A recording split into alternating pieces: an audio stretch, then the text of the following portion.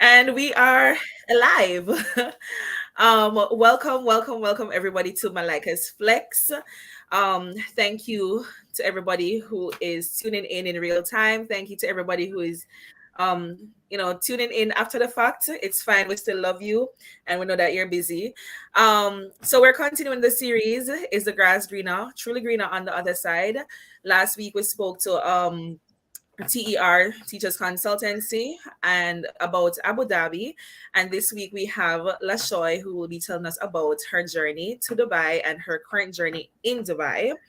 Of course, before we get started, if you're watching this right now or after the fact, please go ahead and like the video. If you're not yet subscribed, go ahead and get subscribed. And if you are already subscribed, go ahead and click the notification bell so that you will never miss an upload from me.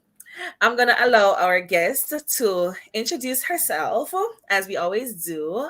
And just take the floor, girl. All right, good evening, everyone from my side. And good morning, everyone from Malika's side. And big up the people in JA, of course, for tuning in. My name is Shoy White. And I am a teacher of English.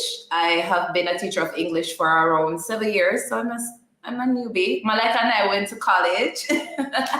So I'm now in the UAE. And the experience has been a very interesting one. And that's my introduction. Nothing too long. All right, cool. So welcome again to our guests, and welcome to those of you in the chat. Well, one person thus far. Hi, Julian. Guys, do not shy away from the chat. Hello. So, Lashoy, we want to know how long is the flight from Jamaica to Dubai? The flight for me took 2 days. It took 2 days because I didn't travel like the others through the US. I went through Germany and then I got to the UAE. So that took like around, let's see, around 9-10 hours. We had to stop in the Dominican Republic for refueling. So that also took an extended time. That's an additional hour. And so give it around 14 hours to get to Germany, and then 9 hours from Germany to Dubai.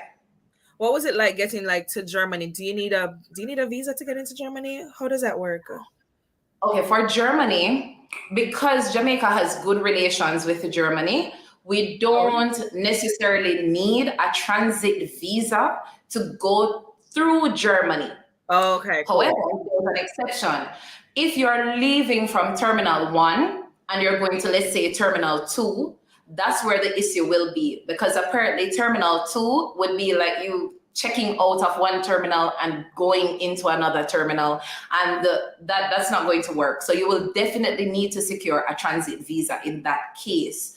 However, if you are entering into Germany through Terminal 1 and you're going to leave through Terminal 1, that is fine. You do not need a transit visa as long as you're within the 24-hour period.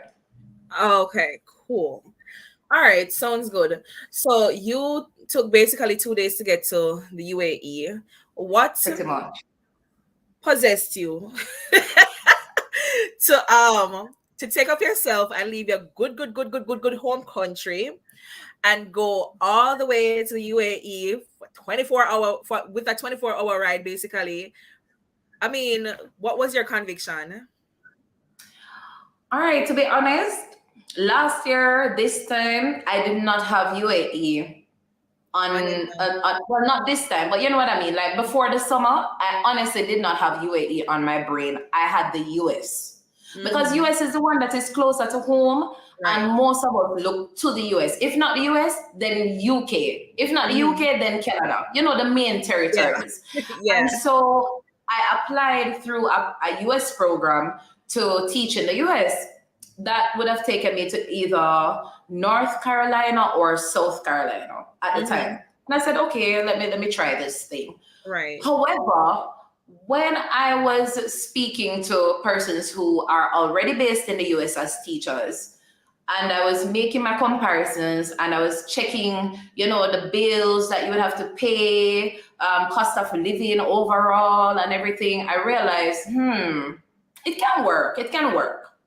But then I said, let me explore what's out there, because I really don't know what's out there. We're Right. just bounded by the things that we actually know. And Mm-hmm. so I went on teachaway.com, Mm. and I said, I saw places in Latin America. I saw places in places where I can't even pronounce Malika. Yeah. And I said, let me keep looking. And then I came across the Middle East. But when you see the Middle East as a Jamaican and from the Caribbean, you're like, I don't know anything about this place. But then curiosity got the better of me, and I started digging in some more. And I tried reading up about the place, and I realized, the culture a little bit different. But let's see what the salary is like, because the salary is the biggest deal for anybody moving abroad. And then Yep. I realized, the salary not too bad when I did the Right. conversion. And I was like, let me try this. But I wasn't really serious at the time, to be honest. I just Yeah. said, let me try it. Applied. Lo and behold, the people reached out to me and Oh, said, well, let's have an interview. that's Did so my cool. interview, and it didn't even, normally back home you're going to an interview and it feels so starched. Sometimes you get nervous, you don't know what to expect. There are like 3-4 people looking at you sometimes, and it just feels like you're in the spotlight and everybody's focusing on you. Right. But in the interview for here, they make you feel as if it's a conversation, like a Mm. genuine, cool, casual conversation. I want to know you, you want to know me. Right. Let's see if we are a good fit. And that was how the interview felt. And I Mm. was actually amazed, because I didn't expect that, honestly. And so after I did the interview, they sent me an email. Like, they don't waste time here. So they Mm-hmm. sent an email like about 2 or 3 days later to say, welcome aboard. We'll be happy to have you. And I was so excited, but still never sure, Yeah. what to expect. But then I started, doing more research. I didn't have many persons here to ask anything. I knew Right. of, I think it's Georgia and Torino. They had their YouTube channel going on, so I could, Right. watch and see, what Yeah. to do. But for the most part, I didn't have anybody here to say, tell me the nitty gritty of certain things. Yeah. And so I had to just figure it out on my own. All right. So you mentioned that you were watching Tarina's channel, and she's there in the comments. She said, "Thanks for sharing the information about Hi. different terminals at the airports in Germany."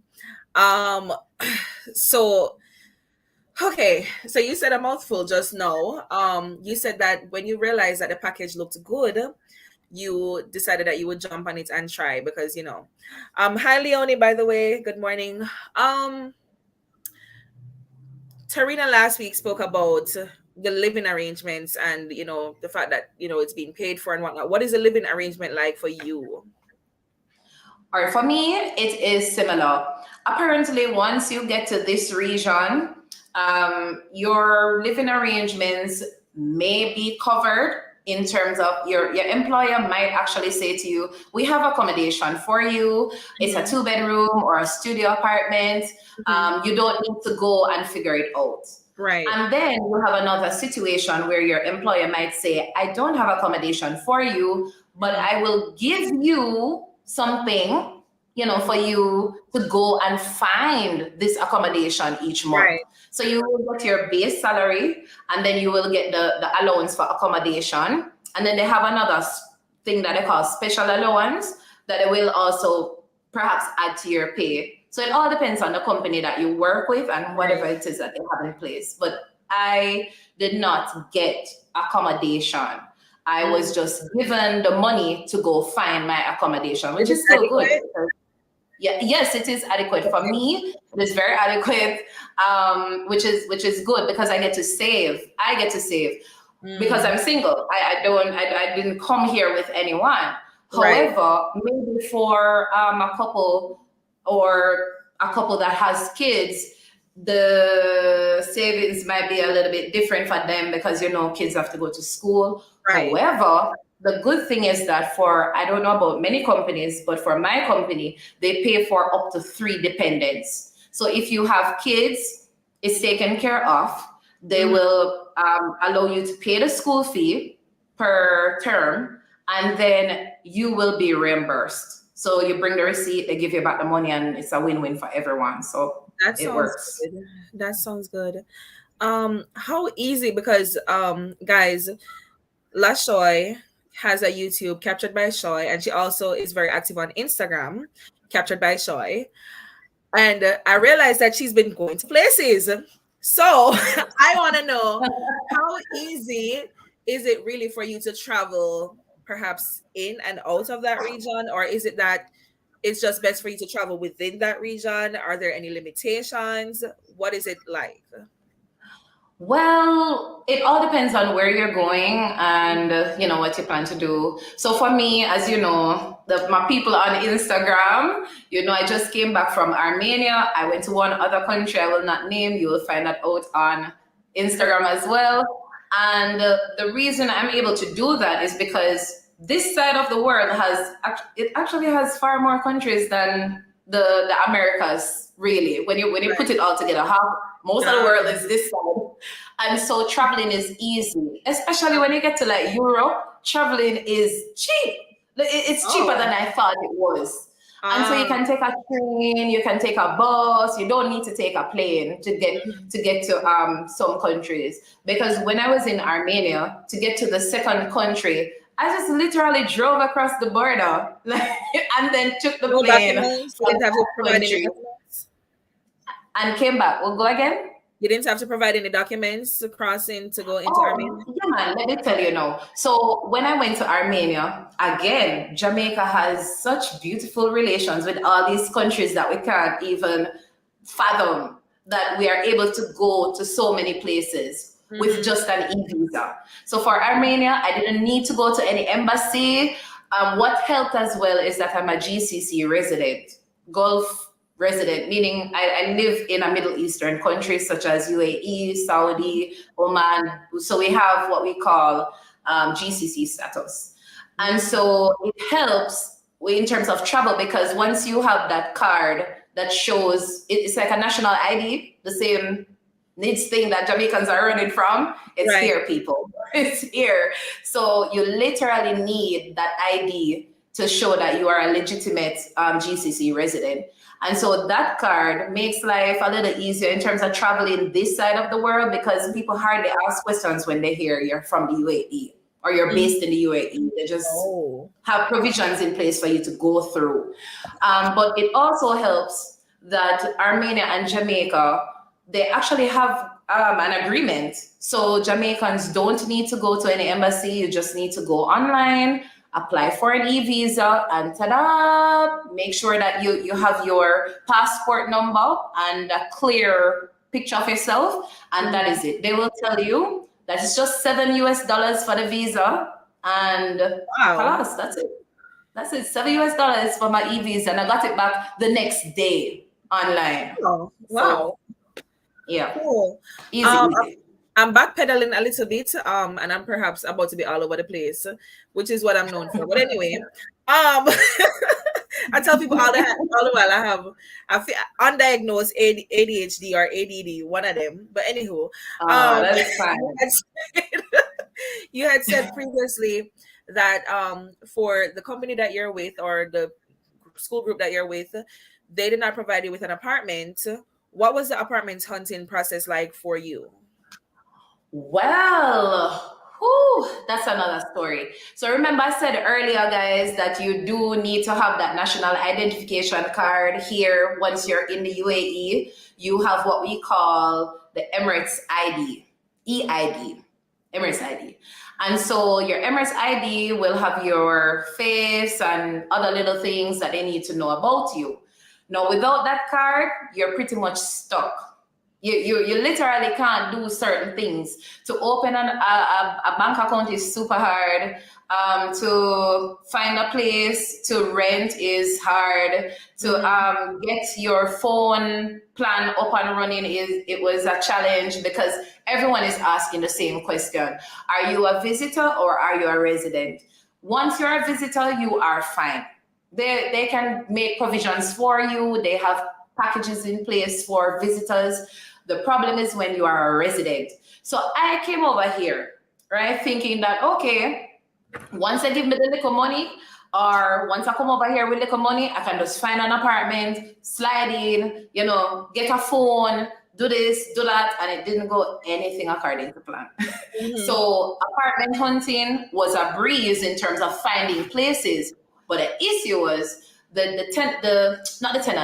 landlord or the company doing the subletting would say, "Where's your EID?" And I wouldn't have any, and they would say, "Sorry, we can't help you." And so I had to go through hoops to find, an arrangement that could work. And that was how eventually I found an apartment. I found someone who was willing to say, you can have this space and this is the monthly rental, and that's that, until everything was processed. So that was good for me in my case. Okay. Sounds good. All right, I want to go to the actual teaching side of it. Upon entering your school for the very first time, what was going through your head? Well, for those who follow me on Instagram, you knew the challenge I had to get here in the first place when I went through Panama the first time. And so That I was missed what my that was? orientation. That was what it was. Yeah, you remember when I started posting many stories. So the people in the comments God. area, those on the live, if you're not on my Instagram, you're missing out on Oh my a God. lot of activities. So when I went through Panama the first time, and you know the story, we were stranded there for a while, and it had to blow up on what was it again? TikTok for the news stations to start carrying it. RJR, TVJ, everybody started carrying the story, and that was how eventually we made it out of there. But I missed my orientation. I missed the most important week of the whole career over the UAE. So when I Wow. finally went to Germany and then eventually got to the UAE, I was lost. I was a little bit clueless because I didn't have anybody to explain anything to me. And I just got to the school and everybody's already in work mode. It's like in the middle of the week. You're coming to us in the middle of the week. It's not Right. your fault.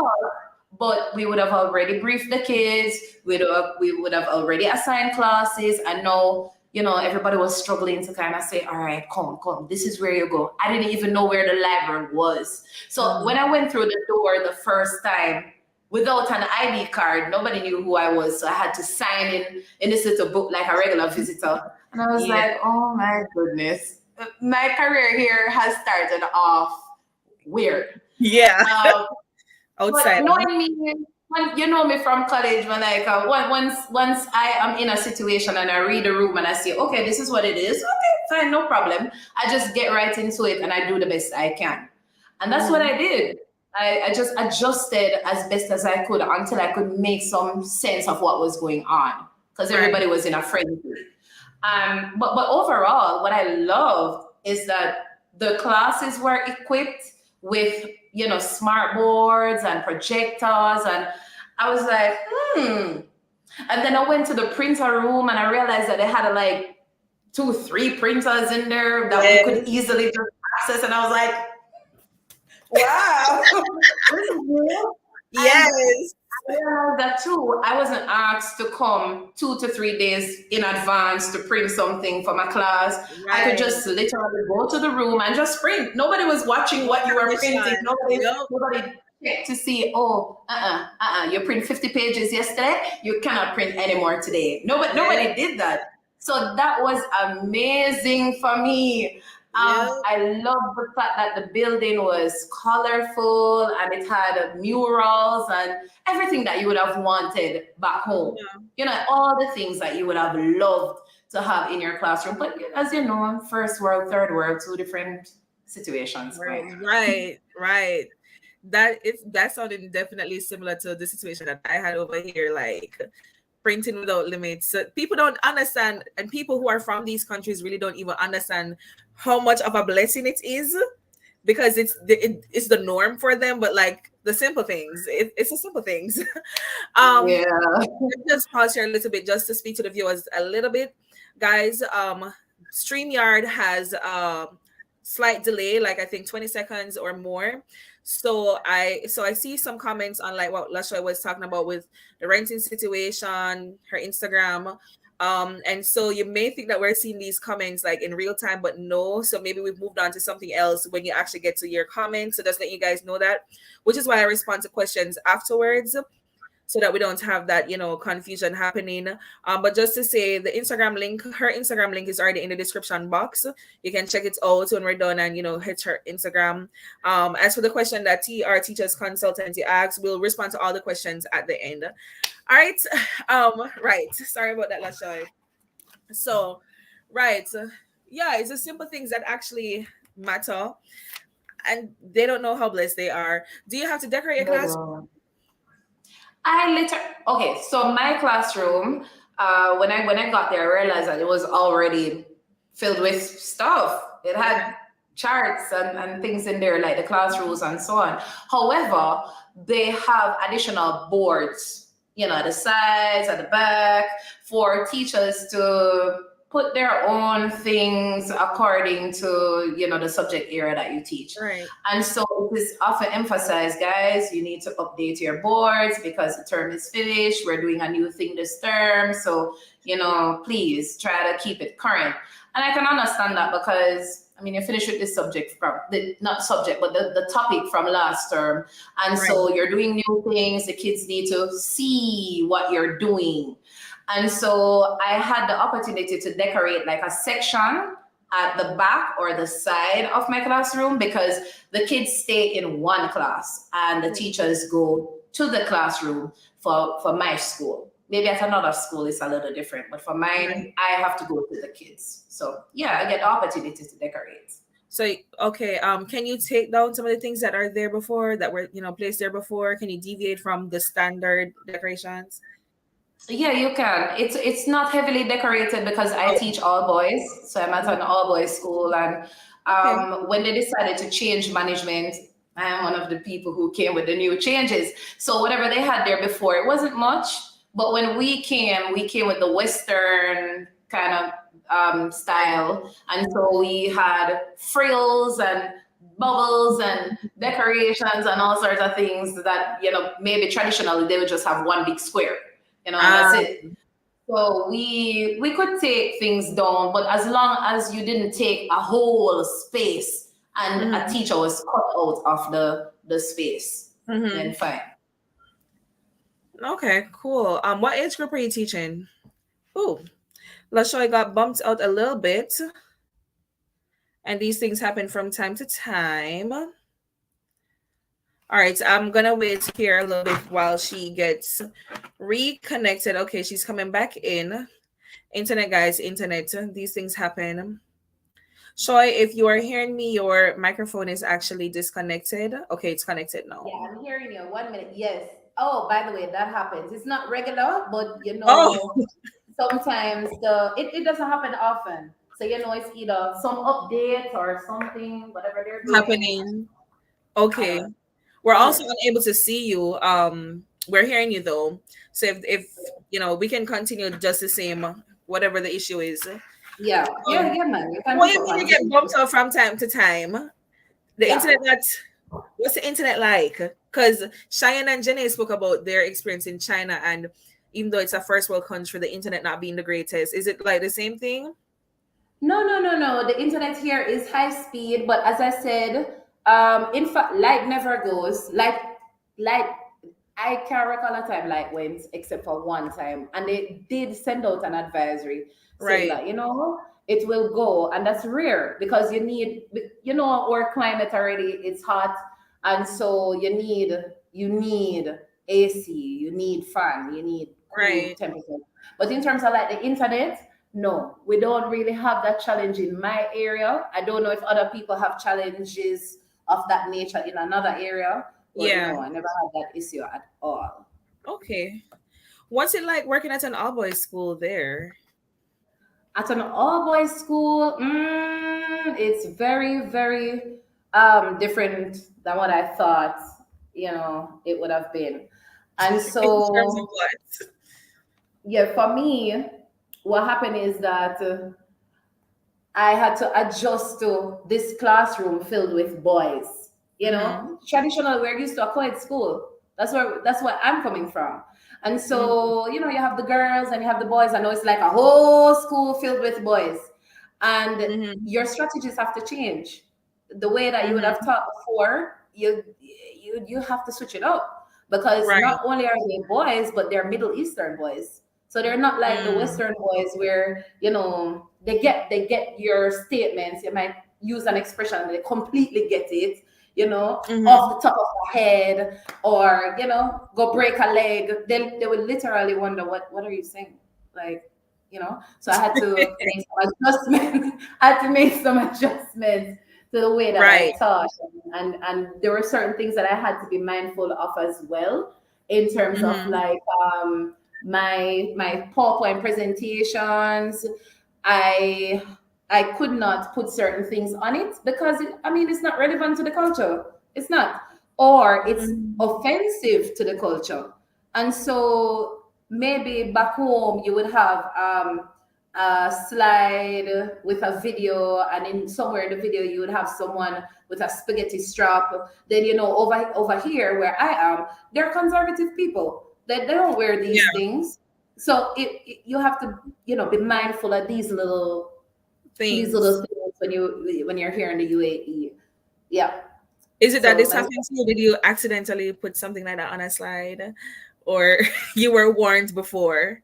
I was definitely warned before. Listen, make sure when you come here, you have your thing together, because sometimes you might have the wrong thing, and then it causes this thing. A kid might go home, tell the parent, oh, this is what Miss did in class today, and you don't want that. You don't want that when you just came here, and you start off on that foot. So it's always best to do your research, ask people questions on the ground, and know how to move in your environment as best as possible. But there will be instances where you make a mistake. You just Mm-hmm. learn from it and Move just don't on. repeat it. Yeah. What's lesson planning like for you there?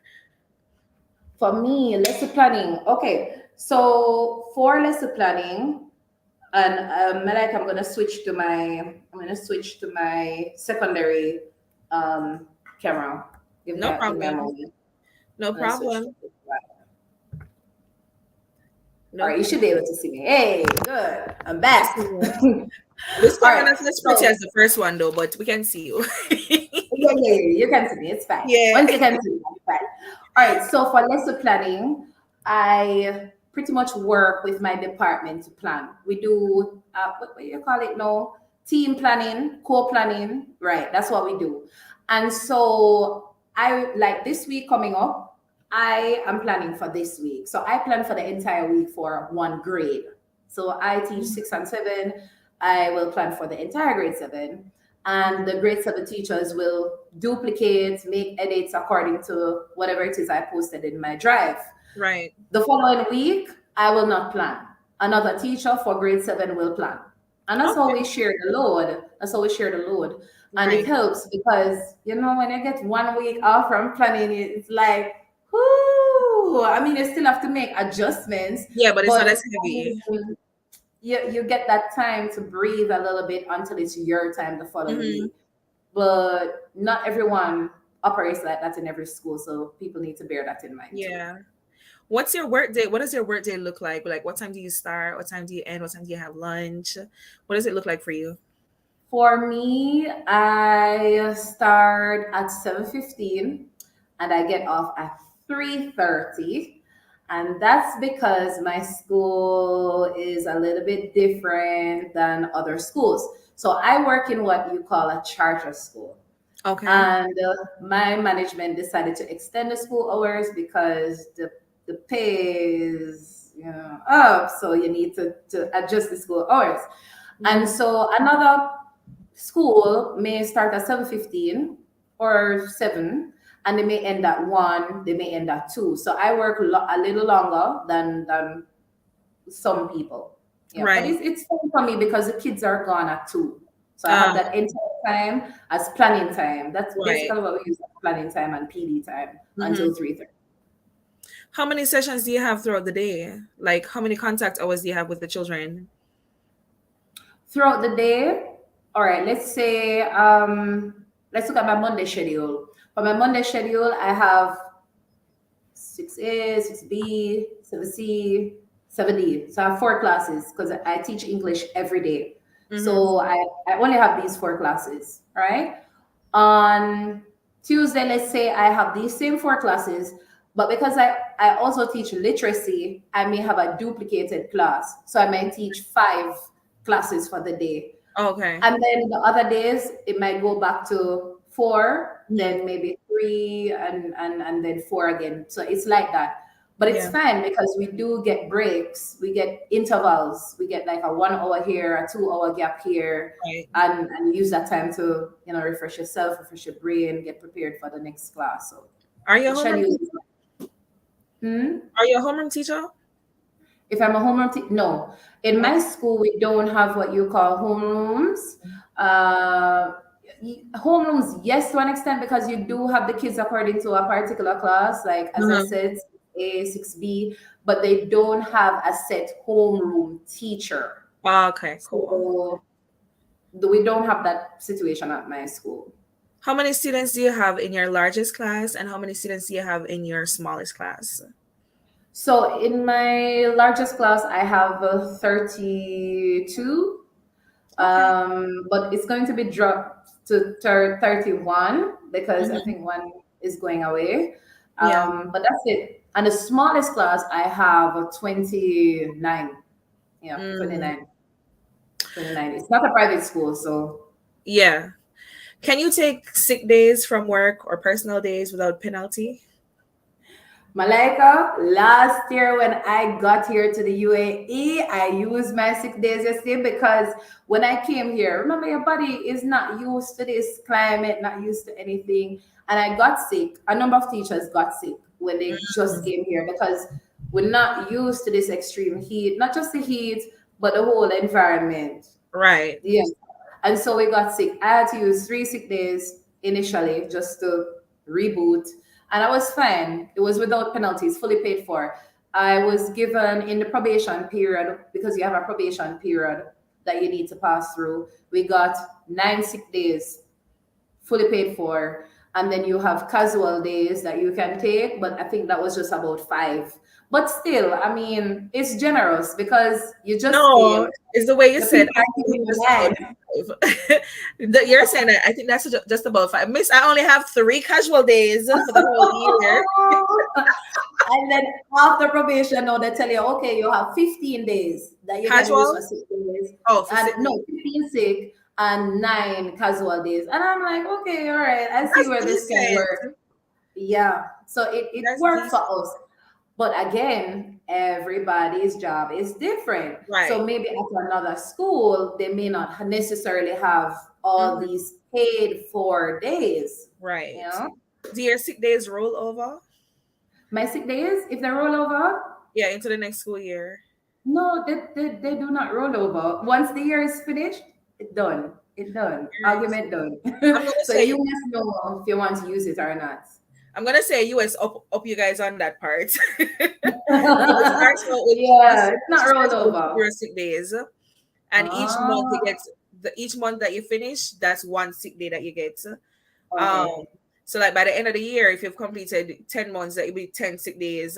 Summer it still counts, so 12 sick days by a full 12 months, and it rolls over every year. And so after 3 years, you can have 12 times three. Do the maths because I can't do that. But yes, um, but cool. I really like the fact that you guys have 9 personal days. Yeah. That is awesome. Um, and I tell people all the time, and I probably need to do a video on these things that I wish I did before leaving Jamaica. I would tell people Mhm. take on the sick days and take on the personal days. Just take them because we're scared to take them. We're I'm a scared to firm take them. believer of it. I Yeah, agree. I what fully are we support saving this them up statement. for? And I know principals, some principals like to bully teachers and scare them away from taking their days. Guys, take your days. Take Yeah, I your know, days. I know for sure. Back home, they let you feel so guilty for taking Mm-hmm. a day off. And it's just the culture. As I said, things back home, from the Mm-hmm. interview process straight to your daily life as a teacher. Right. Some persons may have a wonderful experience. They may not necessarily want to change anything. But for some of us, it's like, wow, you feel guilty for getting sick. Like I'm sick. Right. It hinders my performance as an educator. I go into the classroom coughing down the place, or I go Mhm. into the classroom and I'm not 100%. What is the output that I will be giving to my kids? Yeah. They're not getting my full energy. And as you can see, I'm a bubbly person overall. So when I Yeah. step into that classroom, it doesn't matter what issue I have. It doesn't matter if I didn't eat breakfast. I go into Mhm. that classroom and I try to give my kids my 100% energy Right. because that's what I am supposed to do as an educator. So if I need to take a day, let me have my day. I need my day to reboot. And so here, I take my days. Mhm. Even if I'm new, I What's the still take my protocol? days. How do you take your Hmm? days? Can you call So the, in? the protocol is clearly back home, we get with what you call murder. You know, back home, some schools, me not go work. Me not go work. You just take the day. You just Right. decide this morning I'm not coming in. Yeah, But Mr. here Yes, it's a I'm not little feeling bit I'm not coming in. different. Yeah, what's the And protocol? so if I'm not coming in and I know in advance, I would go through the process of submitting a formal leave, which is Uh-huh. what we're supposed to do back home, by the Yeah, way, but for we those don't of do you that. who don't know. Back home, the Ministry of Education says you're supposed to put in your leave request. But some people wake up a morning time and look on the time and say, I'm already late, but now I gotta go. That's just the reality. But Yeah. here you must, submit a formal request. There's a document that you tick a box and you indicate, what is the purpose for the leave? Is it Yeah. a casual day? Is it a sick day? Is it an emergency? What's going on with you?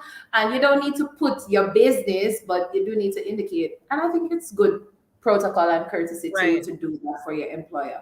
However, here's the thing with the sick leave now in the UAE.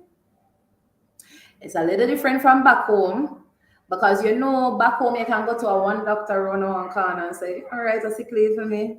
3 days. Here,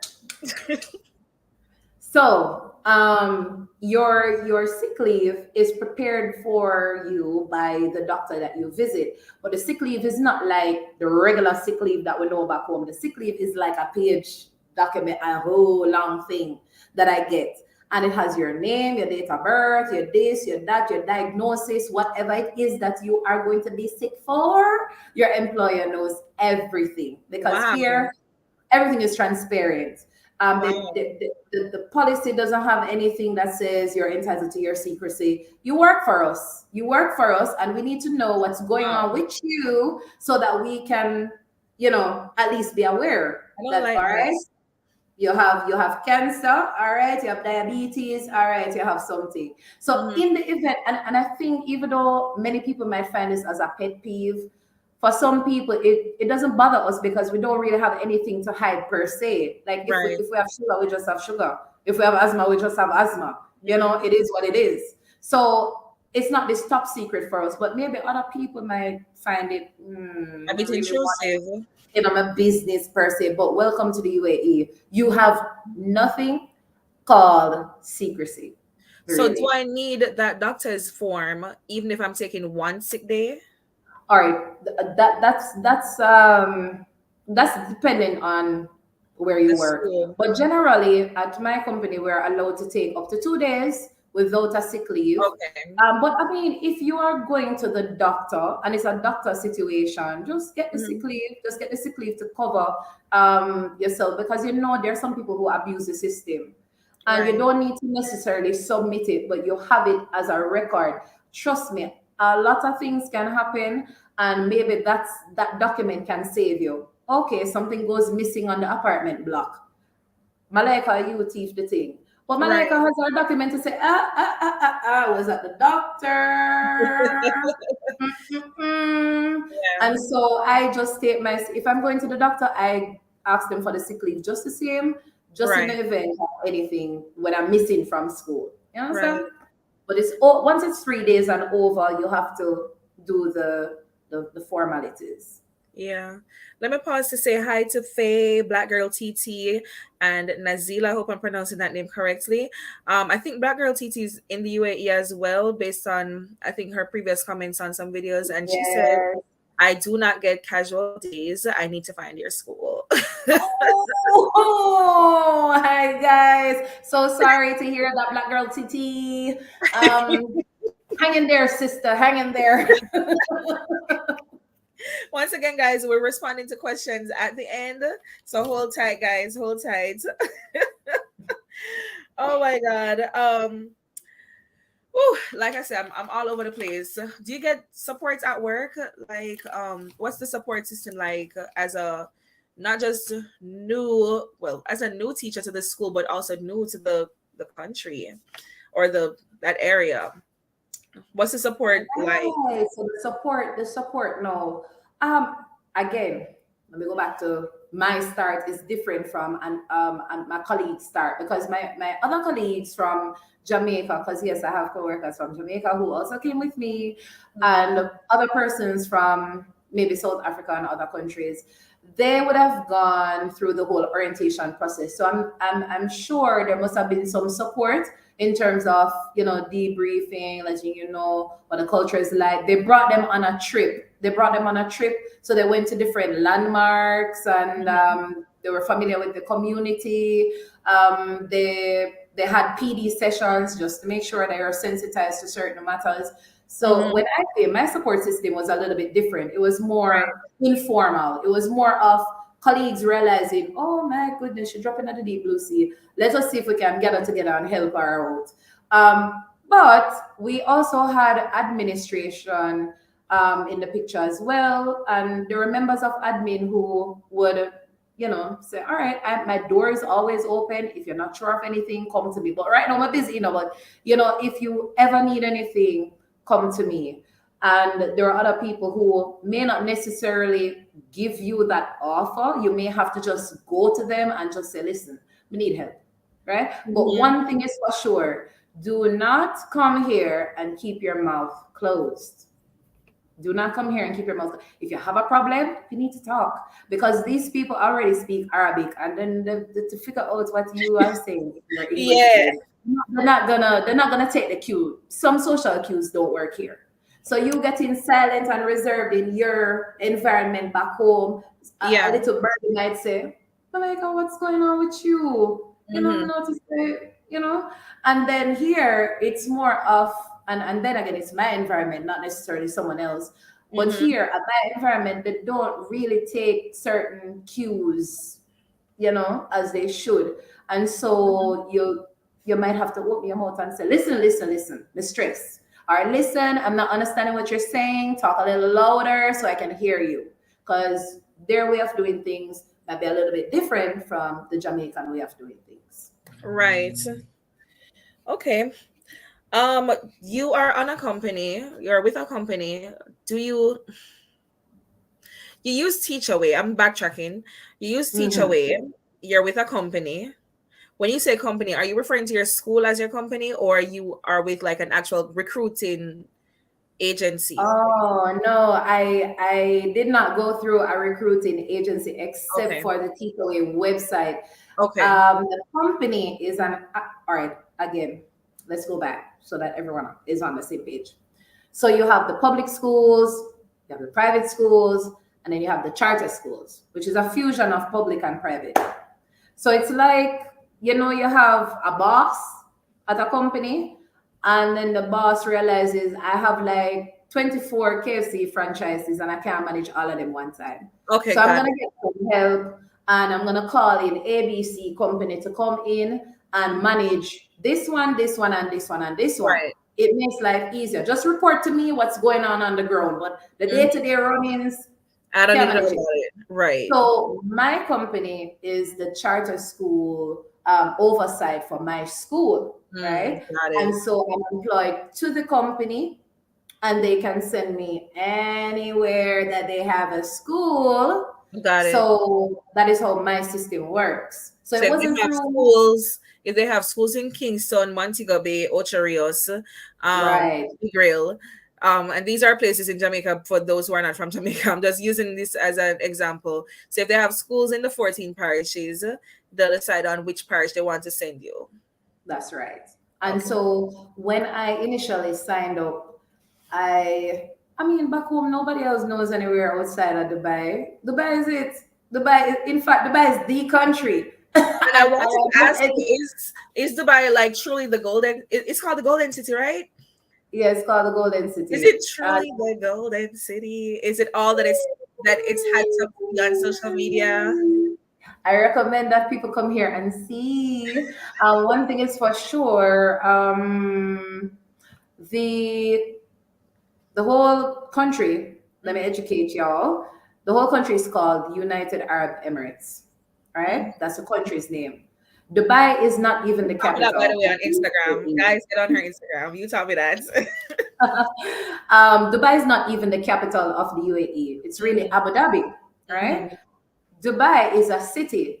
Just like you have Montego Bay being the second city for those of you back home in Jamaica, and then you Right. have Kingston. So Kingston would be Abu Dhabi, and then Dubai would be like a Mobile. But Dubai is like a more popular destination because that's the commercial hub of the whole UAE.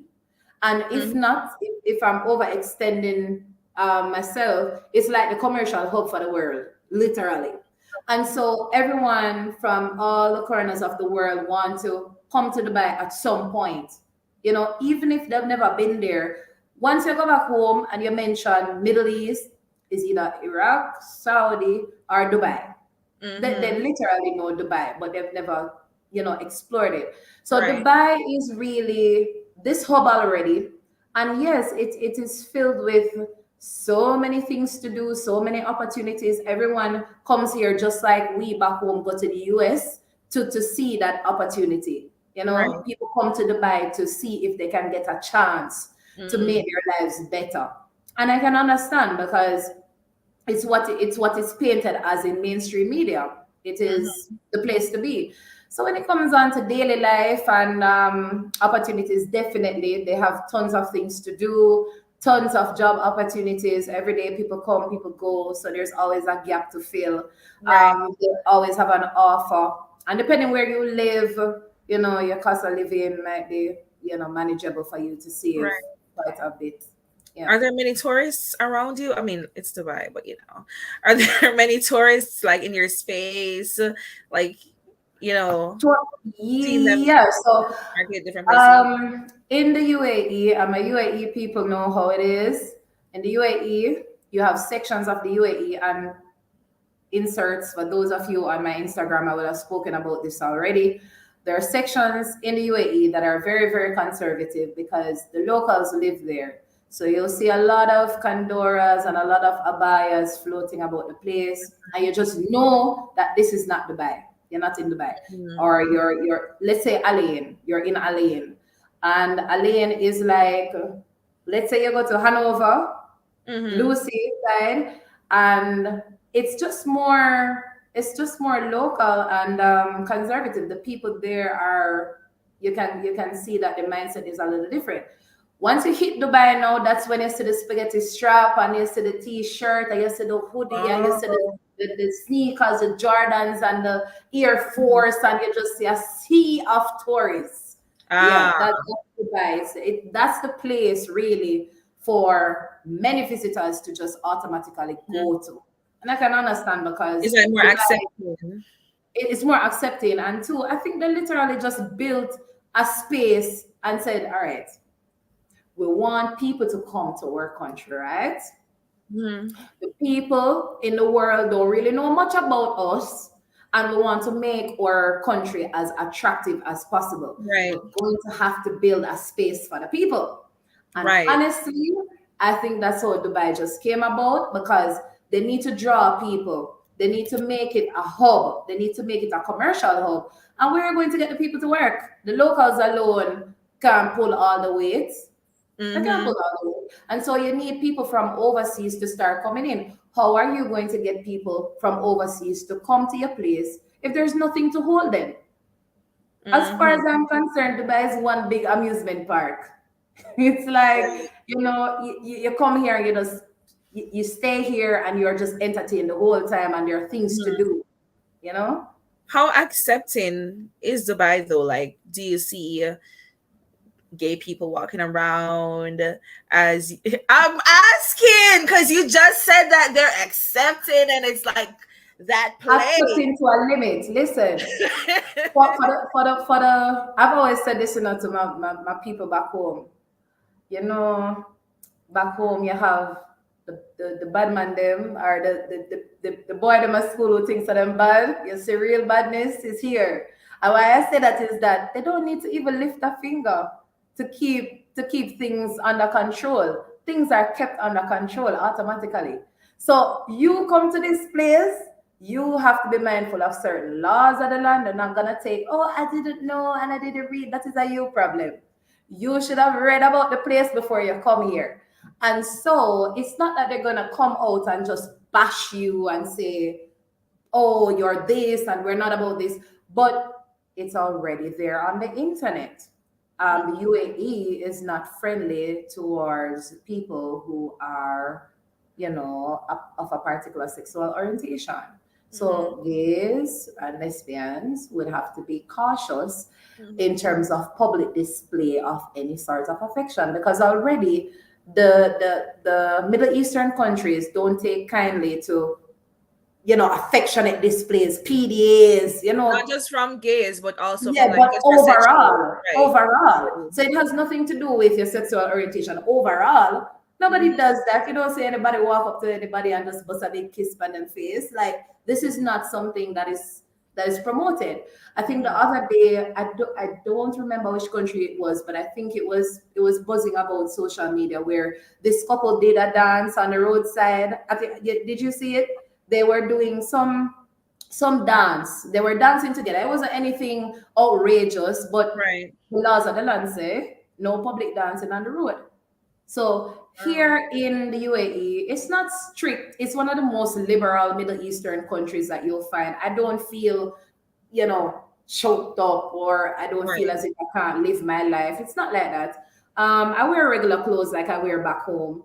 But the reality is, there are just some things that you have to be mindful of. Respect other people's culture. I'm big on that. So the Mhm, people on my channel know, I will say it and I will say it again. If you're going to a country, respect the people in mhm. place, and do not go there with your bad habits from back home saying, oh, one life live, YOLO, and this is how I am, you better take me.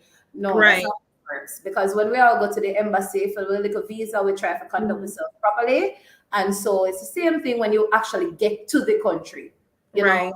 make sure that you follow the rules, and everything is peachy. The people make sure that everything is in order.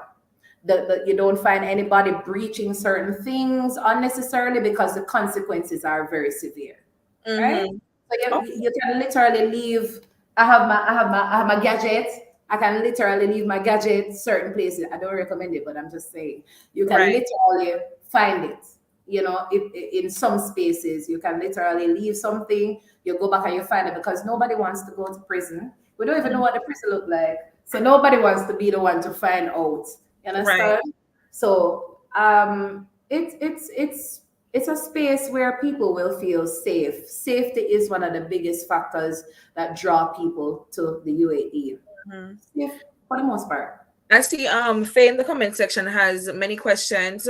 And I see where Black Girl TT has been answering those questions, but we're still gonna answer them because it will be aired afterwards. And I know many people do not really check the comment sections when they're watching the video. So we're still gonna be answering them. So just a reminder to the viewers that we will be answering these questions after we're through with this session.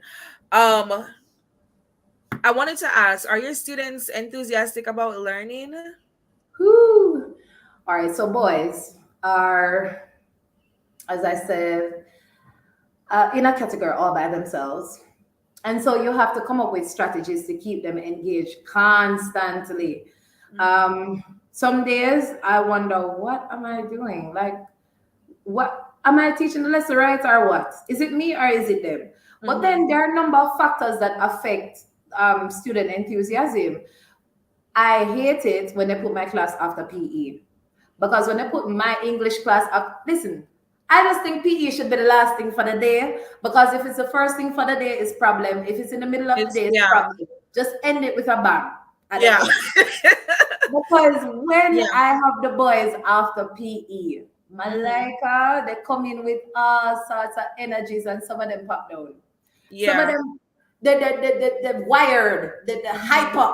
And then another set is like, and so if I'm teaching my lesson after that, I'm teaching parts of speech. The only part they want to know is the part when they get to leave or sleep. They're zoning out, and I can't control that. mhm, Another day when I have them for the first part of the day, they might be a little bit more engaged because they're fresh. They're just coming from home. And so mhm, they want to know, they want to learn, the listening and whatever. But it's when you have the last period for the yeah, day or the fifth period for the day, that's it. yeah. Mm-mm. They're zoning out. They want to I had go that because, issue in Jamaica as well. Like PE is definitely, as TR said in the comments, PE is real drama. Facts. oh my goodness, man. And so remember now, I'm teaching English. English is a whole different language from Arabic. And Hmm. so if they're already struggling to keep up with a regular Arabic class, imagine you coming, hello, good afternoon, boys. And they're like, Ah! you know, like, listen, miss is not you, it's just the situation, you know. Yeah. In the beginning, I I had a challenge teaching them because, as I said, the strategies. I came here with my STE knowledge, you know. I came with my college knowledge and Right. everything, what I would have learned in the workplace back home. And I was enthusiastic and I said, all right, ready. Hmm. And then lo and behold, the class is just looking at me like, okay. You know. And then I realized, this not work. This is not working how I thought it was. And I had to go back to the drawing board and try a different thing, and it might work a little bit, and then another day flop. And then I had to go back. So it has been a period of learning. The first year is like learning how to teach them because two different cultures are colliding. Right. They're used to their teachers because again, it's a local school. And so they're used to their teachers coming Hmm. in abayas and kandoras from a taller time, and they know that the Western people are coming in to teach them to teach these standards. Because I know Hmm. teach the California standard. So when they're coming in to teach these US based standard now, because they're trying to get the kids to be on the path of global citizenship, they want you to, be able to keep up with what the other first world countries are doing. And so when Right. you have these Western people coming in with them hand showing and these little things, it's like they're focusing on the difference and not Right. necessarily on what you're saying. I come in Right. with my braids, like, what is that? They're trying to understand what's going Do on. they try to touch your hair? They're not supposed to. Uh-huh. But I think many times in the beginning when they did it, it's because they were wondering how this work. Like one boy came up and touched my hair around the back one day. I felt the tug, and when I turned around, he was like, "How this work now?" Like, do you That's think? so And he cute. was curious because he's not used to seeing Right. uncovered hair in his space, and he's not Uh, used to seeing women with braids. So right. it's like, interesting, and it's coming from your root, miss. Like he's trying to understand it's coming from, and how you get the color at the end. And he's asking a million questions, and I realized, these boys, they really need to be exposed to other cultures. And then I just said, Yes. you know what? I'm gonna flip the script and start integrating these little cultural things in Right. my lesson so that they can be more aware of other There. things. And then learning started to get fun. So Yeah. before it was like, what may I do? And Hmm. now it's more of, okay, ready for them. And this is what we're gonna do next week. And I'm more enthusiastic, even though the start of it was rocky. It was Right. rocky, but now I'm at a place where I'm like, all right, it is what it is. This is how it is. This is a culture. You need to learn. You need to teach me as well because Right. I need to know more about you. And they have been teaching me, different little things. I teach them English. They teach me Arabic, and it's a win-win for all of us. So Right. yeah, it's a work in progress.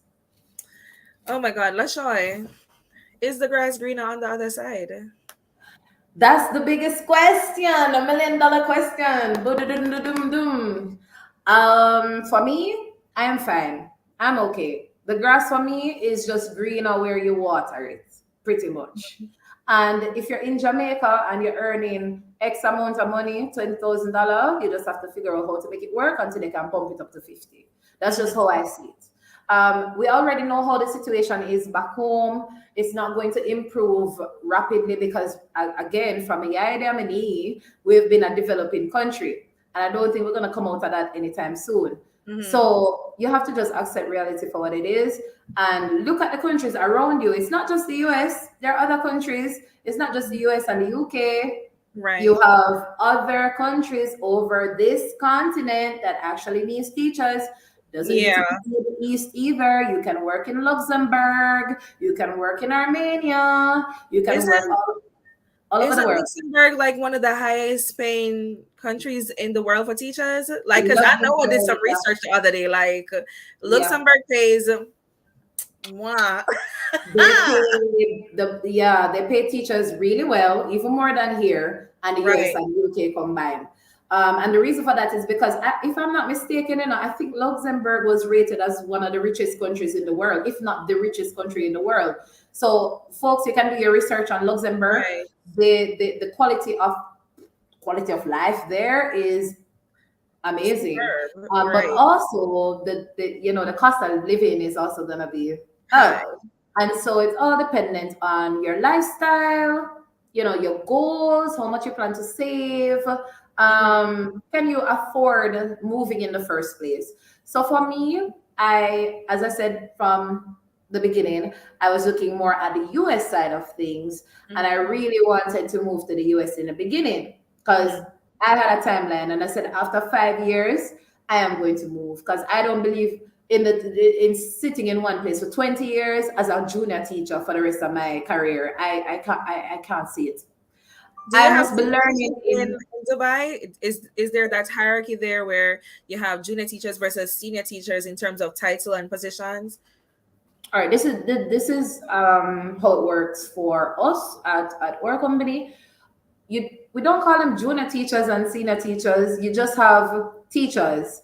And then after teachers, you have like the middle managers. And then after the middle managers, you have Who the, are the the, middle the managers? overarching body. So the middle managers would be like your director of teaching and learning, your HOD, your vice principal, your what do you call it? They might have director of improvement or director of something Right. else. So Those are your middle people.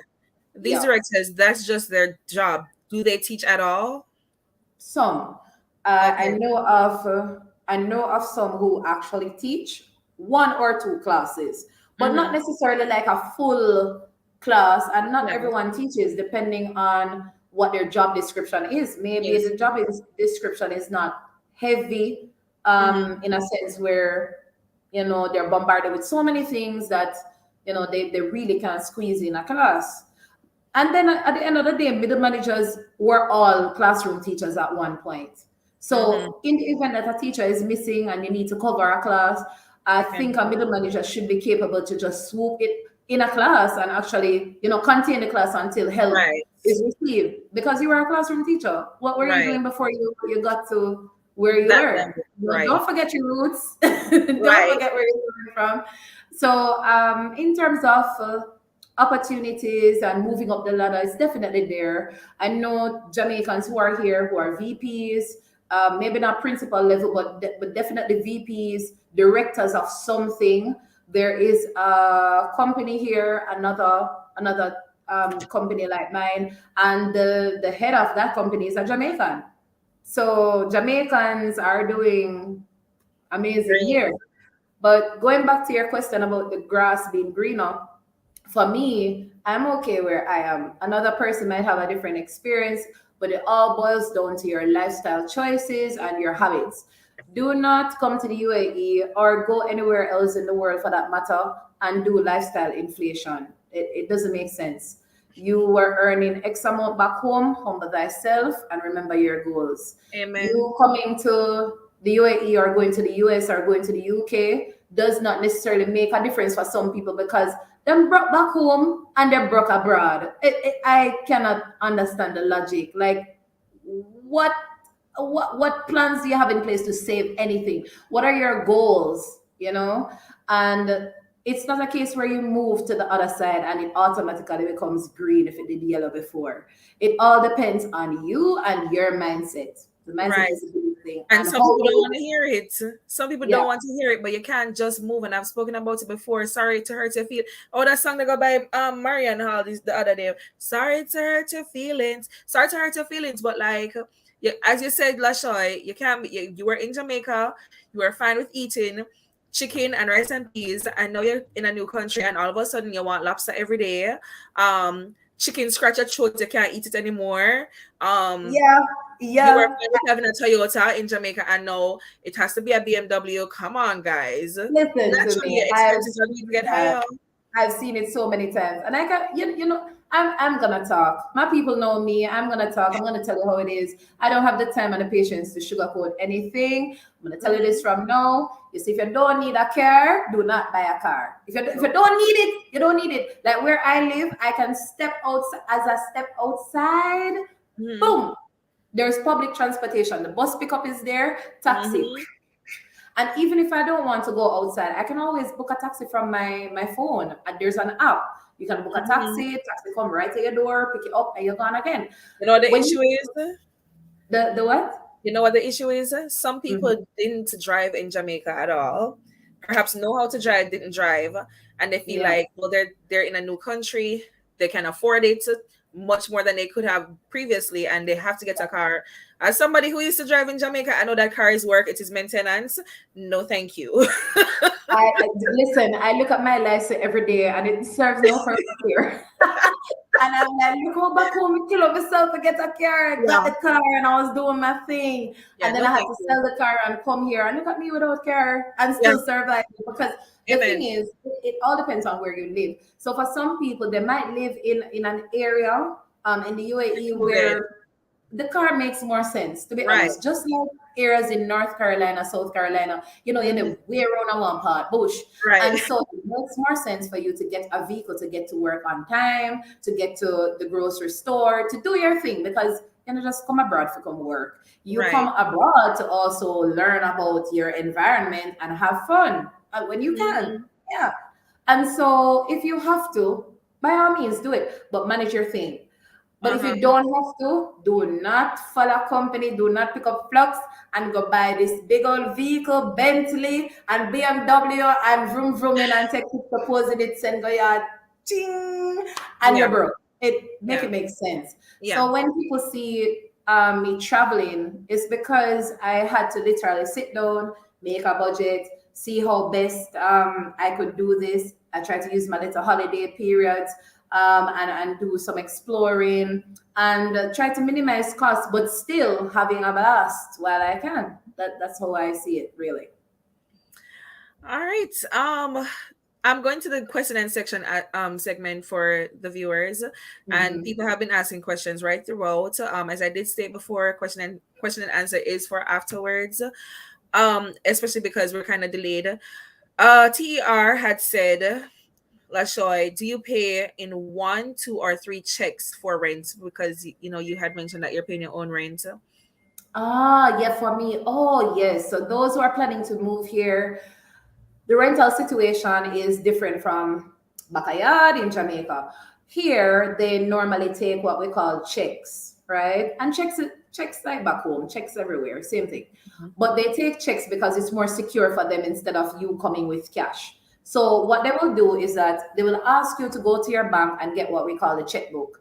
You bring the checkbook in, and they will literally write, you know, let's say for me, in my case, to answer the question, I pay 6 checks, right? Mhm. Another person might pay 3, another person might pay 2. But again, praise the Lord, the people that I found to rent from, they're very, very accommodating, and they decided to make my payments manageable. So I pay every other month, right?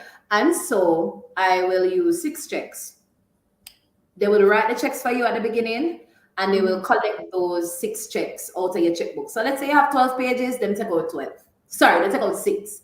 And so Mhm. they will write all of these things in advance. So you never miss a payment because the things are already written. So you know which date is the next Right. payment. And it keeps you Oh, on track. So they will take it, but they can't cash it anyway before the date that you have agreed upon for the payment. So even if they collect your 6 checks from you and they keep it in storage, they will mhm. write on it, let's say January 1, February 2. They can't go February 1 cashing the check because the bank is gonna be like, but you said February 2. So that's Right. what I'm saying. It depends on the arrangement that you have with your landlord or whoever is subletting or Interesting. renting to you. Some people decide to go with the monthly option of paying each month. There are some places you don't need to have a tenancy contract for. You Mhm. can literally just work out an arrangement with the landlord or whoever it is that is subletting and say, I want to pay each month. And they might have an arrangement that works for that, but Right. generally it's a contract that is drafted and you literally pay by checks, whether 2 checks, 3 checks, but I pay 6. Got it. That's interesting. I've never heard of that sort of arrangement before. So I learned something new just now. I think Black Girl TT was late and some other people were late. We're not gonna go through the whole, if we said this already, we're not gonna go through the whole nine Yeah, yards yeah. again, but we'll just quickly answer. She asked, do you get paid if you don't go to work for 2 days without sick leave? Yeah, as I said, you have a set number of casual days. Mm-hmm. So I had in my probation period, I had like 5. And so if it's a case where you're sick and you're exceeding your 2-day leeway and you're going into 3, but you forgot to get a sick leave from the doctor, you can just use one of your casual days and it doesn't impact. But then again, Not my everybody family has is casual days, different. right? Not everyone has so many, and some schools are sticklers for you using a casual day for no important reason. So it's like I just want to take the day to breathe. Breathe what? It doesn't Fair. work in every setting. Breathe what? Everybody's at school and you want to breathe, Mm-hmm. So it all depends on your situation and your contract. Ooh, Read your I contract. forgot to ask this. Let me ask this quickly before I go to the next question. What are your holidays like? Holidays. No, that's the part that I think people will love here in the UAE because right now I'm still on holiday. Actually, I've been on holiday for like 3 weeks. Technically 2 weeks, but there's what we call a PD week, personal, development training week. But it's not long because it's Ramadan. So for those of Mhm. you who are in the UAE, you know what Ramadan is all about. Ramadan is one of their holy months. It's actually when the Quran was founded in their Islamic calendar equivalent. And so they view it as this holy time where they need to fast and offer supplication and meditation. And so the work hours are reduced. So if I would normally go to school at 7:15 and I come off at 3, I now go to school at 9 or 9:30 and I will come off at 1, maybe 12 o'clock, and for some people maybe 2 o'clock. So your Mhm. work hours are reduced because you can't have people fasting and hungry belly and they're just at work and they just want to go home. They need to Mhm. sleep.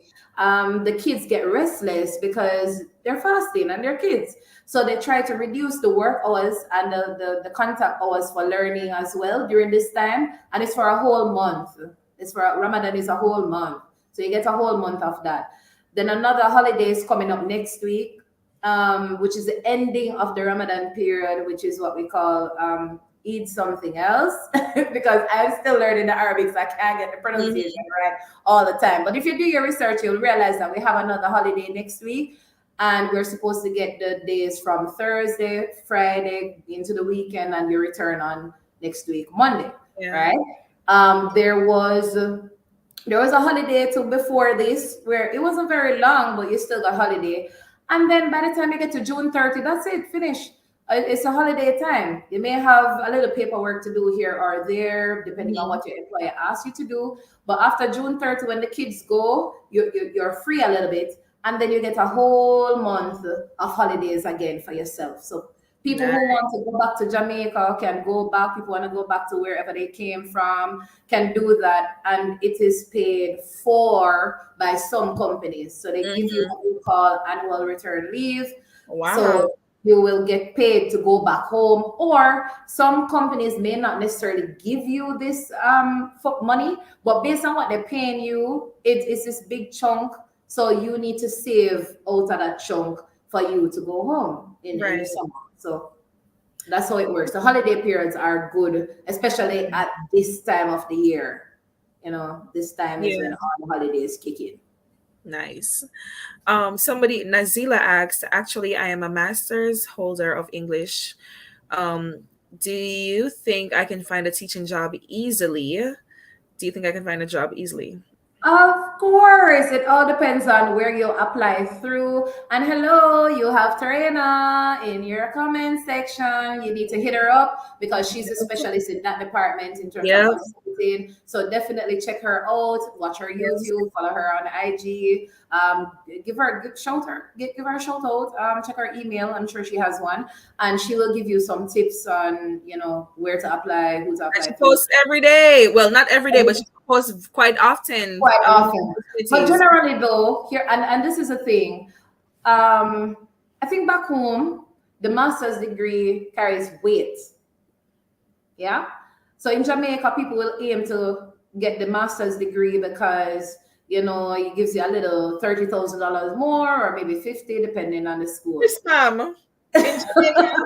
In Jamaica, Miss I don't Mom. know how the payment go, When but I left Jamaica, and for a master's degree, you get like a $10,000 extra. Not nothing much, ma'am. wow, and No, ma'am. so So wow, most that's people in news to Jamaica, me. So like I I don't know thought, what it is now since they've been restructuring the whole pay yeah. schedule, but people would get a master's not because it holds weight, but because they're hoping that they could get a better opportunity within the education system, perhaps go to the Ah, ministry level or lecture or yeah. something. But like, ma'am, mm-mm. Oh, wow. So here's the thing. No, no, if you have a master's degree, that's awesome. You can work anywhere in the world and get a good paying job. However, when you get to the UAE, what they really want is just a bachelor's degree. So Mhm. even if you have a master's degree, it doesn't really matter because the baseline is a bachelor's degree. Nobody asks you All to get a master's. all I really want to know is that you went to an official place and you got a degree and you know what you're saying, but Right, really and truly you have the skill, the real life skill to actually right. deal with the environment. Because if you're teaching local kids, you'll realize that trust me, the degree, getting a master's, doctorate, PhD is not what's gonna help you to survive in the environment. What's gonna help you to survive is flexibility and you Hmm. adapting and ensuring that you change your strategies because everything that they taught you for that degree, Hmm. put it through the window for the most part because it's what you're learning on the ground now that makes you who you are supposed to be as an educator. Right. So if you have a master's degree, don't worry, honey. You can always find a job because all they want to know is that you have a bachelor's degree in whatever field that you are applying for. Hmm. Do Julian asks, do they need elementary teachers or just subject based? They need elementary teachers. My company has schools ranging from kindergarten all the way up to grade, what is it, grade 12? Yeah. And Hmm. so I'm sure there are other companies too that do that. I mean, there are schools at all levels in every country that you go. So there's always going to be a job for the elementary teacher Right. because you need them. You need them to start them from grown up. So I guess yeah, people want to know what's the demand like for elementary teachers. Like, is there a great demand? You will have to check on the internet to see, because I'm a specialist teacher, so I'm not checking the elementary section to see what's trending over there. Right. That's why you have Karina. Again, guys, you use up your resource people and Right. see what's happening, because she will know where to look and she'll ask the right questions for you. Right. So definitely check her out. Um, taking your family, can your spouse seek job opportunities?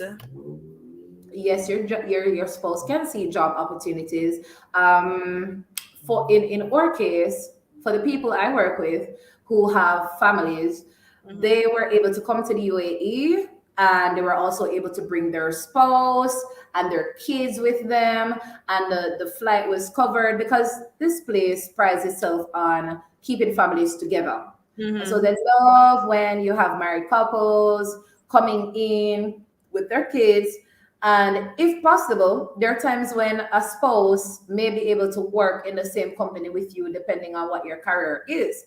So if you're teaching, let's say, I know of people who are married and they're teaching at my company. They may be in the same school, they may be in two different schools, whatever it is. But it all depends on your partner's career path. So if you're Right. a teacher and you bring over your whole family, is it that your spouse is also a teacher? Because that would make life easier in terms of, Right. just sliding into I the mean, same. Karina said it last week that Yeah, it's not that your spouse can definitely get to work, can uphold whatever documentation is needed to work, but it's a little bit difficult for people who aren't teachers. Actually, that's what she said. And I yeah, see TT also said it in the comment section that yeah. yes, but It if is. you're not a teacher, it's hard but not impossible. No, it's not impossible, because look at me. I am just an island girl who decided to go and teach away one day and look for jobs. And I Hmm. didn't think I'd get through, because a lot of people to this very day ask, how you managed to get through. In fact, when I had the issue getting to here in the first place, you know what the people at the airport said to me when they took my passport and looked at it and like, how you managed to get job at Dubai? And I was Hmm. like, sir, I went on the internet and found a job like everybody else did. It's like, what kind of question is that? That's not even your job. Right. So yeah, ask me point blank, like how, because I think it's a strange concept for them. And it's not at Dubai that I was asked that. I was asked that in Panama. I was asked in Ah. Panama, like how is this possible? Like you are from a small Caribbean country going all the way over there. So what you know about over there? So Hmm. and so if you're not careful, you might listen to the naysayers who, say to you, it's too far. What you're doing all the way over there, you don't even know anything about these people. These people are this sort of people and all of that. And they try to paint this negative image and you probably can't get no work and all of that. But you see, have faith. Have Amen. faith. And I mean, what do you have to lose if you put in an application? If That's you what I keep telling see, people. I mean, It's you have free to nothing to lose. apply, It's free. to just click and see what happens. It's free. See what happens. If you go on Dubizzle, Dubizzle.com, you can find jobs Spell there for that, people. miss. Spell it. Oh, Dubizzle.com, Dubizzle. Or you can check what we call jobleads.com, job, Job. Yes. That one leads. is more straightforward than the bizzle. Yeah, the job leads and the bizzle, those are two good websites that you can check out. Even yesterday I sent those off to someone, a follower who asked about the UAE. And you can find jobs there 24/7 depending on your career path. Don't be intimidated, don't worry about it. Just apply, because you might not get a response, but what if you do get a response? You know? Right, exactly. You never know. You never Quick know. question. Do they teach home economics there, food and consumer science, foods? Do they teach that well, not just foods, I guess, but home ecs, the whole that subject there? Do they Oh, teach that home at your ec. school or other school? I can't recall hearing of home ec at my institution. I think, Mm-hmm. they may have something. They may not call it home ec. They may call it culinary something. But that you My won't find that teacher at a said they call local it food school. technology. They're not gonna teach the boys to cook. And I'm not gonna teach the local Oh, kids I to, forgot to that. Yeah, cook. you're at a public school, I work so on they're not. right. I'm at a local Emirati Yeah, school. However, yeah, if you try the private schools, maybe there might be a program for anything related to foods, because you know the private schools operate a little bit different from the local schools. They try to mhm, bring in programs that are already there in the US, already there in the UK, already there all over the world. So the kids, the learning is just a little bit different overall. So you can try looking there. I'm gonna keep an eye out too, but again, check Terena, she will know. And somebody said computer science. Did somebody mention computer science? no, Yeah, no, man, computer science, no, it's funny. definitely, because they may ask you to teach computer science or what they call DT, which is design technology.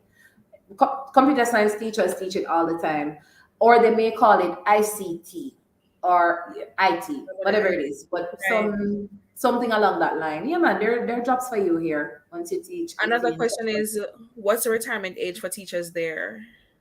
Retirement, there's a retirement age. Um, wow. I can't recall ever seeing I don't even remember what is the retirement age, to be honest. I wasn't even That's looking fine. so far in the whole Yeah, situation. yeah, yeah, But if anyone knows of an official retirement age, please drop it below, because I see people who are 60 still teaching at my school, and yeah. 65 and up to 70. So I don't know. I don't know Cool. what's going on there. I know back home in Jamaica, 60, 65 cutoff point, but Yeah. over here people are 70 and I still guess people would want to, and that's a good question actually, because there are some people, some viewers who are perhaps at a certain age already, and they want to know if it makes sense to try and migrate at this age.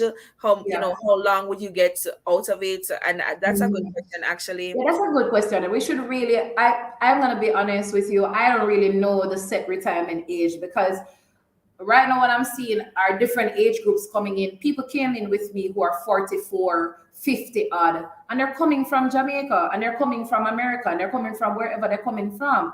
So Hmm. everybody has a reason why, you'd want to leave your home country at that age. Right. Maybe you have goals to meet, and this would, fast track it a little bit. Whatever it is, just do the research, ask the questions. If I don't know, you can reach out to me on Instagram. I'm gonna definitely look it up and ask my middle managers if they know of the Right. cutoff point. But because I'm not halfway there yet, I'm like, I'm not even looking at Thinking that about it. personally. Um, What other questions are there? that was definitely a good question. Somebody was asking, how can I apply and send my documents plus my CV? I'm not sure. I did say that she went on Teach Away and she just started there. Yeah. Yeah. You can Um, also you can get a recruiter. Some people prefer to go through, what is that? Edvictus, I think that's it. Some people prefer to go through Edvictus, which is a recruitment agency. You can find their website online and go through the registration process, submit your CV. They will find schools to place you. I think some people prefer that route because it's just easier in terms mhm. of having someone who already knows what he or she is doing, and it's a legitimate company, and they know where to send your resume and match you. And then there are people like me who I didn't even think about a recruitment agency. I was just idle scrolling through the internet, bumped into this website and decided to see, okay, what jobs are there. And while it is also a form of recruitment, it's like a recruitment website. They also give you the option to apply directly to the school as well. You can literally Google schools in the UAE, find their websites, because these places are so updated, where the whole website is actually updated. Sometimes you go on a website and you see Yeah. copyright 2020, and you're like, but it's Yeah. 2023. Yeah.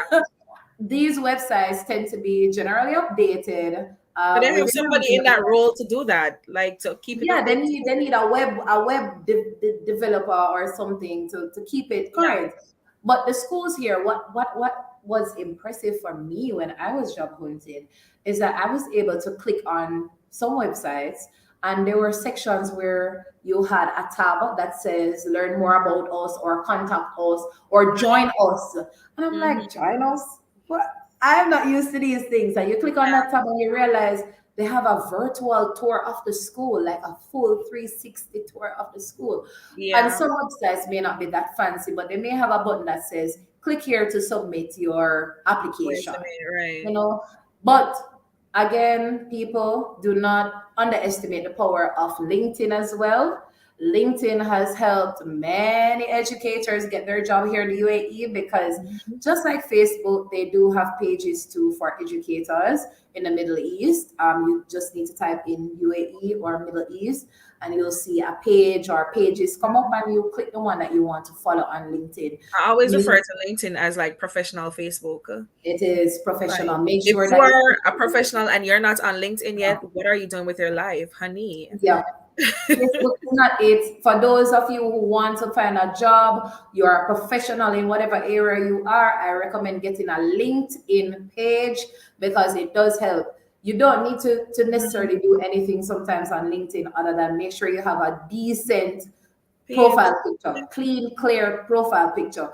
If Yeah. you don't have a professional picture, please go and take one because throughout your life, you may have to use that picture for different things. Right now, the picture that I took back home at Jamaica professionally at the studio is what they put on my ID over here. Cool. Yeah. So I didn't need to go and pay another sum of money. I just gave them the soft copy and they just copy and pasted it. Did So that. when you put that on your LinkedIn profile as well, there are companies who will reach out to you. You literally don't need to do That's what I was anything. about to say. I like about LinkedIn because even the time when I got this online job part time, I wasn't even looking for one to be honest, and they reached out to me, and I was like, okay, cool. That's what I love about LinkedIn versus like some of the other websites. Act like they really many employers are on LinkedIn seriously looking for workers, and they do reach out. Yeah, they reach out. That one thing is for sure, outside of what we know, the people they are willing to just come to you and say, "Hi, I was looking at your LinkedIn profile and I realized that, you would be a good fit for our For school." this They're role. very forward just like that. So sometimes you Right. don't need to go looking for a job, but what my biggest issue when persons say, boy, shy, me don't know how you so lucky because I've been looking for a job and I can't find none. And sometimes Mhm. it's these little things. Maybe your email is sexybaby@gmail.com and they're like, what is this? Or your profile picture is you going like, I mean, that's not gonna work. Or Right. maybe your biography on your socials, it's what is this? What's going on here? Monetize. You're not ready. Right. Maybe it's even your resume. Sometimes it's your resume because your resume may be too cluttered. And I think the traditional way of doing your resume needs to go through the window because mine Right. was yellow and black and white. Yeah, when I'm sure when they pulled it up, it stood out because everybody else probably come with black and white and probably little color, but there's this yellow, black and white, and it's not all over the place. There was a logic for it. If I'm ever asked to explain why is it that your resume is like this, if you look at my resume, and for those who know me, I'm a graphic designer as well. So I'm able to 100%. construct. I'm able to construct my thing in however I want to construct it. Mhm. So the resume was in yellow, black, and white, and I could explain the yellow is my personality. Mm. It's my personality. Your resume should reflect you. It shouldn't be this color that it doesn't coordinate with whatever you're wearing. I had on a floral yellow jacket in my profile picture. Now you're gonna put that with a clashing red or a clashing blue to bring it down. It may not necessarily work for the whole theme that you're trying to Bring it. present because here and other places, people literally glance at your resume. They don't necessarily read everything Right. on the first go. It's when they say, okay, these five people, we'll call them to come in. They may actually take a second look or a Right. deep look at your resume and say, okay, all right, cool, cool, cool. And then they come to the interview. But it's what makes your resume stand out. Make sure you have a picture on your resume. The people want to see who you are. The traditional days of just put, Malika at the top and Shoy at the top. It done. Put a Right. picture, put a clear, short bio of yourself, and don't have 4 pages. Nobody's gonna read it. Nobody's Right. gonna read it. Candice asked, does your school use the IB curriculum? If so, what's the difference with that, with what we use here in Jamaica? She did speak to the curriculum that you're using, the California. California standards, we use those. It's not IB. IB is still, it's not like it's a new concept, but many schools don't fully integrate it yet in their school system. It's still a work in progress, and you actually have to hire teachers who are already versed with IB, or at least are willing to be trained to become IB teachers, because a regular teacher is not going to be taken and just say, oh, okay, teach IB. It's like you would have sixth form, and then you need teachers to show the kids how to do the IAs and all of that. I never taught sixth form back home, so I Mhm. would have to be trained to teach Do all of that. that level. And it's the same with IB. So you won't find many schools that have IB, but there are some schools that have integrated IB, and there are other schools contemplating integrating IB. So keep an eye out and see which school is already doing it. Mm. Candice asked also, how much do they charge to braid hair there? Because at that time when she asked it, you were talking about the hair and Oh, the hair thing. the Okay, so charge. I found a lovely lady by the name of Cynthia. The people in UAE probably know that name. She's like a whole trademark. People drive Oh, all over cool. to find Cynthia. She's very good. In how the conversion work now. Let's say that you might want to do your hair for like 200 dirhams. Some people can find it cheaper. Some people already know how to braid. And then you have people who have to get services from other people for like 300 dirhams, 400 What's dirhams. that in US So dollars? Let me see. in do the math. Let me see how it works out. Let's So we see. call it AED, right? That's Dirhams. 54. That's not bad. Yeah, we call it AED. And so when you did the conversion a while ago, what did you convert from? What current, sorry, how much did you put in I put the conversion? 200 Hmm. so to my best ability dirhams to US dollars. It's $54.46. That's cheap. Yeah, it's cheap because in the US, I think to do here is expensive. $100 means Yeah, it's too expensive. So the reality is, a lot of times let me I'm check here, my and time I and will, I will hear people say, "No, that's too expensive, man." And I can understand depending on what your budget is and what you're making. But the reality is, there. If you did go to US and you try to do your hair, first of all, the 250 US dollar to do the hair does not include the hair. That's the that's why I first sit thing. You down must buy your hair. diligently and do my Yeah, own hair, whether it needs or need not. I just do my own hair because I haven't been that's to the it. hairdresser since I've been here. Because people need to find ways how to come. So when they say, it's 300 dirhams to do your hair, I'm like, I am gonna do what I gotta do because I can. I'm trying to learn how to do it, but I can get it Right. as neat as possible. And I'm not. Once your hair is a mess, your whole outfit is a mess. Mhm. Okay, so just get it right because the kid's not concentrating on anything else once they hear it all over the place. It don't make sense. Yeah. So I just do what I gotta do. But then people might find 400 and up. It all depends on where Yeah. you go. So always find a little talented person and support them and give them a money because you can't afford anything above that. Right. Faye. Faye, sweetheart. I think Faye, you definitely joined late because most of the questions that you asked, Gone we had already already. discussed. So Faye, with all the love, just rewatch when we're done here. Just go back and watch that the starting of of this conversation. Faye's Mhm. asking what was your interview process like. Shoy spoke about that. Were you teaching in the US before, and how many interviews did you do for the UAE? She also spoke about all of that. So she was not in the US. She spoke about all of that. So Faye, I'm asking you, please, sweetheart, just go back to the start. Um, and it's okay if you were late, it happens. Yeah, this is a video that's going to be published Yeah. afterwards anyway, so you can watch it before, during, after. What you might do before, no before, but you can watch it during or or How was after. it after? Yeah. All right, I'm trying to scroll here just to, I don't want to miss anybody's question, so I'm scrolling. I Yeah, was yeah. Ask away, people, because once the live closes, then you need to go hunt us down on all the different socials and Nazila everything. is asking, is there any address I send my CV and books abstract? I don't think you would need to send your books to get hired. Um, No, no, but no like need. we said before, go to that Teachaway website that Lasha spoke about earlier on, and you get Mhm. started there.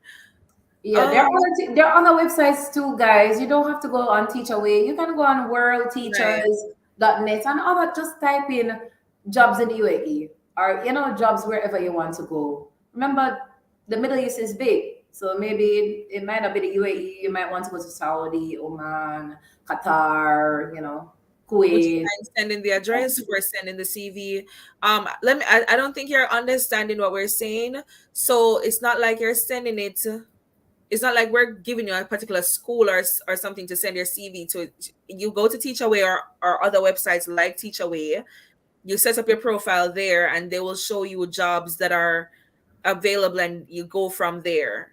So it's not a Okay. particular link or something to send your CV to. Just go to those websites. It's literally Teach Away. I'm just saying that one because that one is just so easy to remember and say, right? Teach Away. Um, all right, going Yeah, down. there's no address. Ooh. There's no address. If you send it over here physically, you'll never get a response. Okay, Nazila said I am 44. Okay, that's why she asked about the retirement No thing. worries. Send your application. Don't worry. There are people here, as I said, in my colleagues, some of them are 60, Mhm. Oh, 60 TR odd. had actually responded because I was going up, so I wasn't seeing all the comments coming in. Ah, There's good. not, yeah, there's not an official retirement age, but some schools require teachers to apply before 55. TR said, like the live, guys, like the live. I keep forgetting to tell people Ah, to like the live to like. If you're here, go ahead and just like the live. It's free to click like. yeah. Um, yes, TR is giving some, Tips. companies that they can go through. Golf Education, Seek Teachers. Still scrolling. There you go, people. Read the chat. Read the chat and take these pieces of wisdom and Ooh, suggestions TR for said she you. paid 400 to 500 Whoa. AED to braid in Abu Dhabi to braid Woo. her hair. You need Cynthia's contact, girl. But she's in Abu Dhabi. Yeah, yeah, yeah. Don't worry. Cynthia is all the way in Alain. But then again, people drive from Abu Dhabi to Alain all the time. So it uh, all depends on you and some. But I'll try to see who is closer to Abu Dhabi City. so guys, we're basically at the end of our live. If there are no more questions, I think I'm at the bottom of all these comments. And I want to thank LaShoy for joining us today. Before I'll let LaShoy speak a little bit more about her Instagram since she's mostly active there. I do want to say, because on the last live, somebody was asking, when am I going to do a video on the US? So if you're new to this channel, I've been doing videos on the US. Yeah, but I This is heard. right. This is part 6 of Is the Grass Greener on the Other Side. Parts 1 and 2 were specifically on the US. I think part 3 was on uh England. Part 4 we did China. I think part 3 was China. Part 4 was England. No, we're on the UAE, and next week we'll be on Japan. So just keep logged in. These are for the live streams. I do regular videos on a Wednesday. You can just scroll through, guys. I have a playlist called International and Online Teaching Jobs. You can go there if you want to look at those.